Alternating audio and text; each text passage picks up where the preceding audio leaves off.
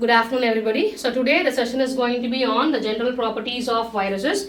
So we are going to see the properties and morphology of viruses. So viruses are obligate intracellular parasites. So these organisms require a living host for their survival. So they don't have any enzymes for synthesis of protein or nucleic acid, and they don't have any cellular organization like as we have or a bacteria or a fungi has. They lack cell wall, they lack nucleus, and they lack cell organelles.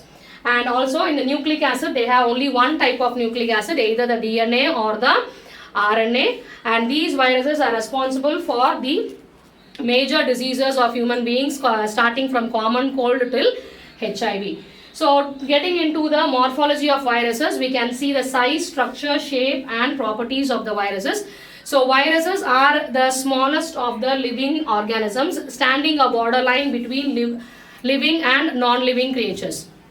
So they are going to exist as living substances when they find a host, and they will be in a non-living pattern when they are outside a host. So these viruses are also called as filterable agents because they cannot be held by a bacteriological filter.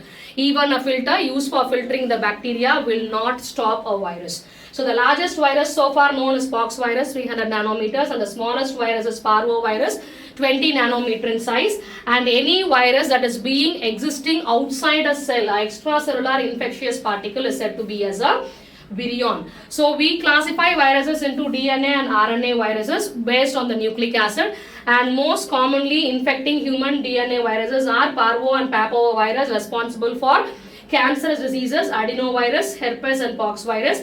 And in RNA viruses we have picornovirus causing polio, riovirus, toga, coronavirus, arthomyxo, rhabdovirus and paramyxoviruses. So getting into the morphological structure, so the virus is made up of a nucleic acid and protein. Only they have two substances, a protein and a nucleic acid. So protein is going to make the outer covering, giving the protection for the internal nucleic acid present inside the cell. So the nucleic acid, as told earlier, can be a DNA or a RNA, and this capsid protein is going to give protection for the cell, and this capsid protein is made up of smaller units of proteins called as capsomers. And a few viruses can have an external structure called as envelope, and this envelope is usually host driven. That is, they are being got from the host cell where they are multiplying. So the capsid is main role to protect the nucleic acid from any inactivation of external enzymes of the host, and they help to introduce the viral genome into the host cell. So these capsids are made up of capsomers. They are the singular protein units of the capsid. And we have protomers, where the polypeptide chains that will make up the capsomers. These protomers are used for linking the capsomers to put into the structure. So this capsid arrangement can be of two types, icosahedral and helical symmetry, usually called as symmetry. The arrangement of the capsid of viruses is said to be a symmetry, that can be icosahedral or helical. So icosahedral pattern is what we have here, something like a space vehicle. They are going to have 12 corners called as vertices and 20 sides called as facets, giving a polygonal arrangement. Okay, and helical arrangement is what we have seen in tobacco mosaic virus, a very common basic virus we have studied very long period. So the TMV virus, they are going to have the DNA or the RNA in the internal form as a helix, and the capsomers will be clustered over the molecule, giving a grape-like structure.